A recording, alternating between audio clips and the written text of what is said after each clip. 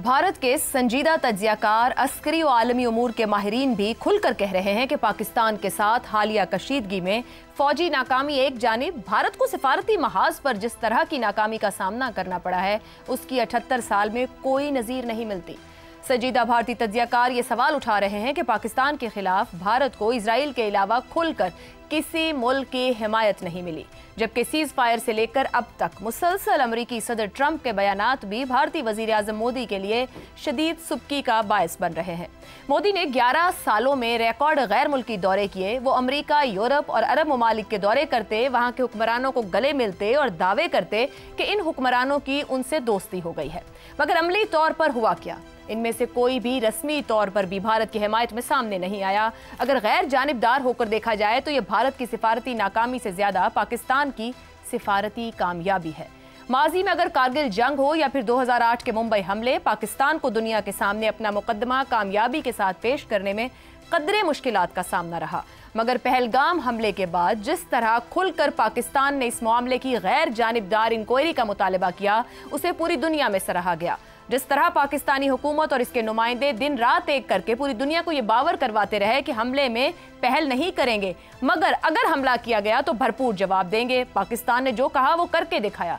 इसमें भी दुनिया को मुस्बत तरीके से पाकिस्तान को देखा, जबकि भारत के अंदर भी बड़े सवाल उठने लगे। ऐसे में भारतीय हुकूमत ने दुनिया के मुख्तलिफ खित्तों के ममालिक के लिए हुकूमती और अपोजिशन जमातों के सियासतदानों पर मुश्तमिल 7 वफूद बनाए हैं।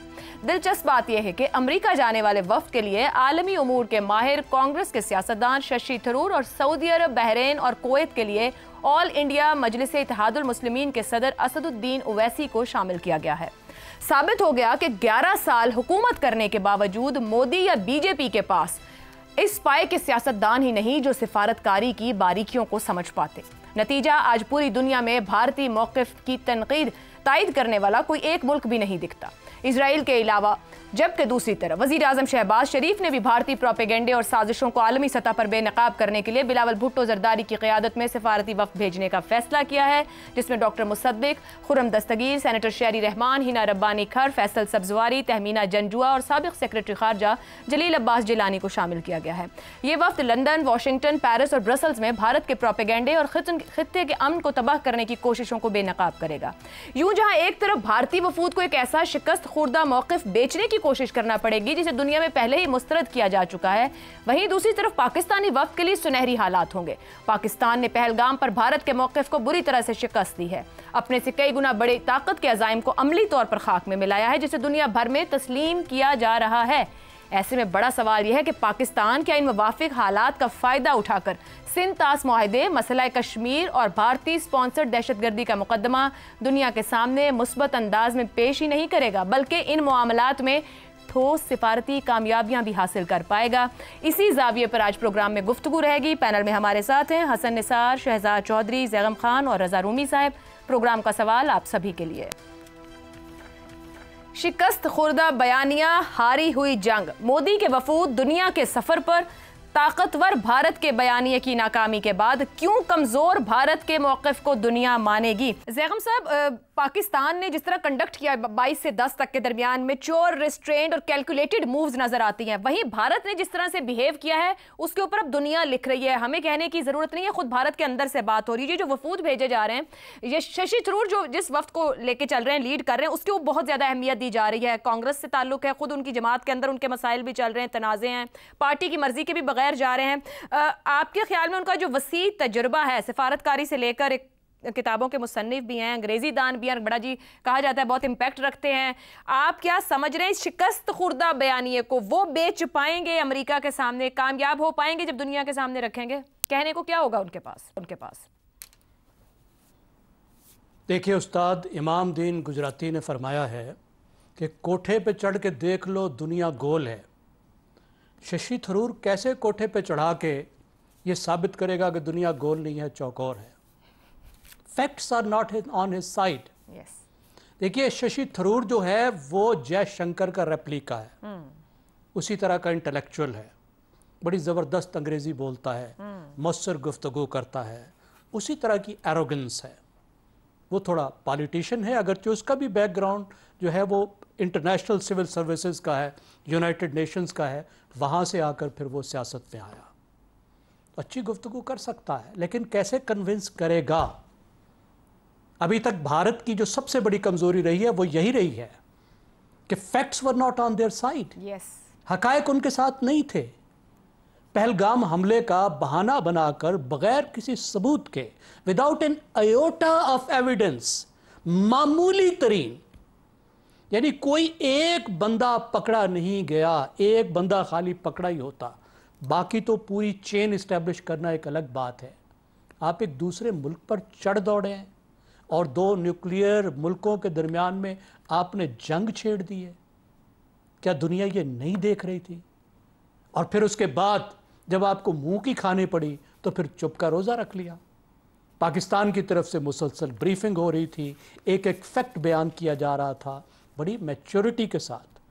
फिर अपने मुल्क के अंदर जो कुछ आप कर रहे थे, क्या वो दुनिया नहीं देख रही थी? जो दूसरी बात है कि दुनिया ये भी देख रही थी कि उनका मीडिया क्या कर रहा है, वो भी तो एक डिप्लोमेसी की शक्ल है। जो उन्होंने तूफान बर्पा किया हुआ था, जिस तरह की आलमी जंग उन्होंने अपने तौर पर छेड़ी हुई थी। देखिए, अब अंदरूनी सियासत जो उनकी दूसरी बड़ी कमज़ोरी बन गई है कि उनकी सफारत इस वक्त अंदरूनी सियासत के नरगे में है, और अंदरूनी सियासत में मोदी साहब भी तयन करते हैं कि सफारत क्या होगी।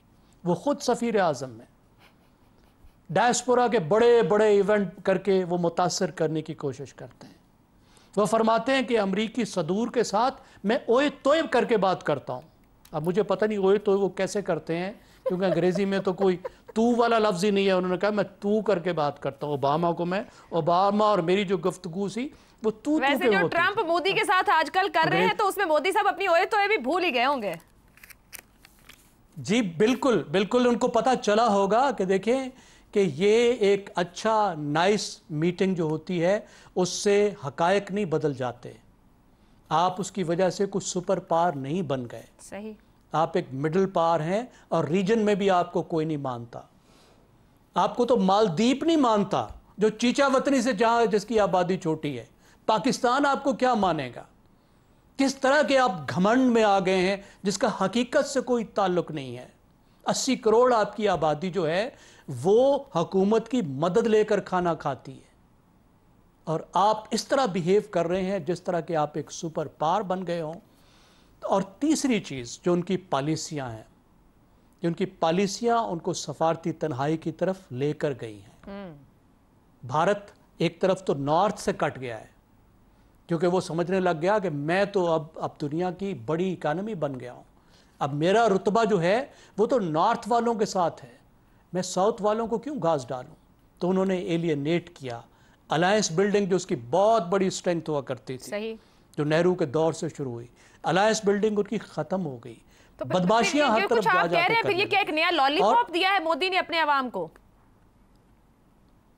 देखिए, कुछ ना कुछ तो करना है ना। जो उसको डैमेज आया है, एक तो इंटरनल डैमेज को कंट्रोल करने के लिए उसने अंदरूनी तौर पर दूसरी पार्टियों के लोगों को भी शामिल किया है, ठीक हो गया, और उनको भेजा है, और बाहर अपना डैमेज कंट्रोल की कोशिश कर रहे हैं। लेकिन मैं नहीं समझता कि वो कन्विंस कर पाएंगे। It is too late. अब तक जो हो चुका है, जितना उनका नुकसान हो चुका है, उसको रिवर्स करना बहुत मुश्किल है। डैमेज कंट्रोल को रिवर्स करना मुश्किल होगा। रजा रूमी साहब, दुनिया भर में सिफारतकारी और हर्बी हिकमत अमली का लोहा पाकिस्तान ने मनवा लिया है। बयानिए से लेके, स्ट्रेटेजी से लेके, रिस्ट्रेंट से लेके, कैलकुलेटेड मूव्स तक की बात की जाए।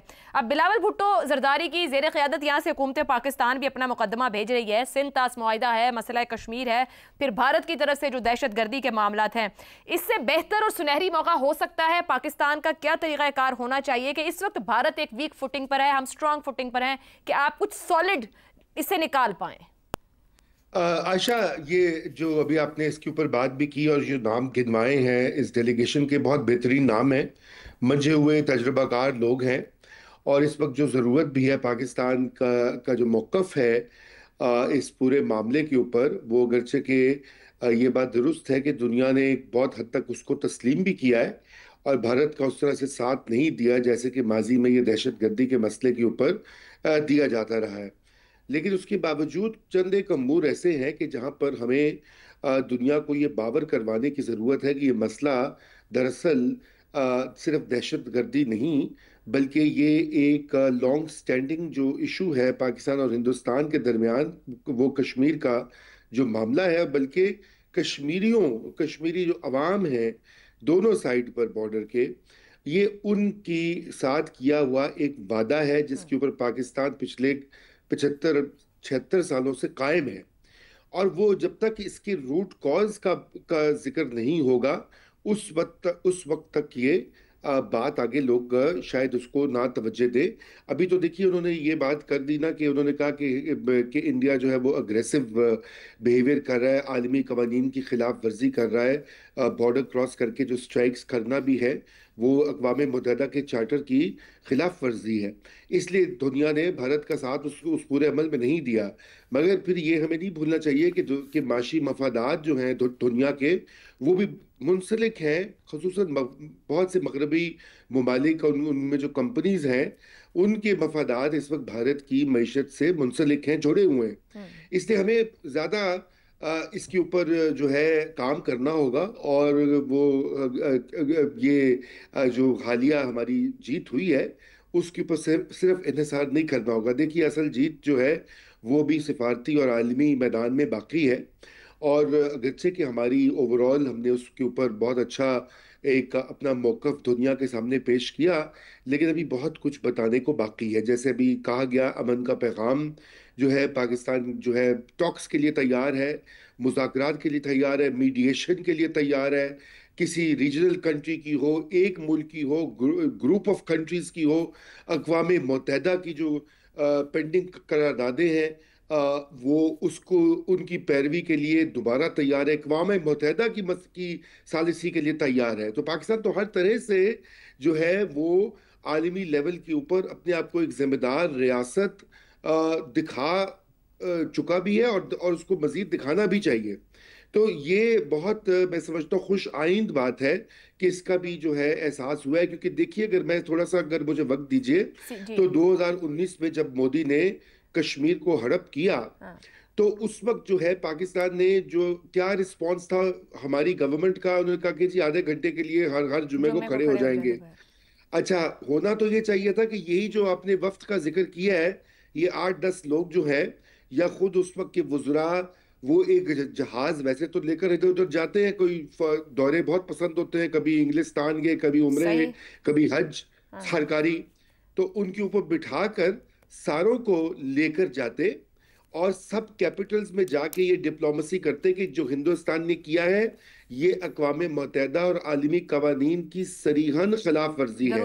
یہ صرف ایک جو ہے اندرونی ہندوستان کا معاملہ نہیں ہے، بلکہ یہ ایک انٹرنیشنل ڈسپیوٹ ہے۔ بالکل ٹھیک ہے۔ اور اس کے ساتھ ساتھ جو ہماری ایک دیرینہ قسم کا موقف رہا ہے ہماری ریاست کا کہ انڈیا یہاں پہ دہشت گردی کو فروغ دیتا ہے یا سپورٹ کرتا ہے، عائشہ، اس کے بھی ثبوت پیش کرنے کا وقت ہے، اور اس کو بھی لائٹلی نہیں لینا چاہیے، کیونکہ انڈیا کے جو رول رہا ہے پاکستان کے اندر حالیہ سالوں میں اس کو بالکل ایکسپوز بھی کرنا چاہیے اور دنیا کو باخبر کرنا چاہیے۔ درست ہو گیا رضا رومی صاحب۔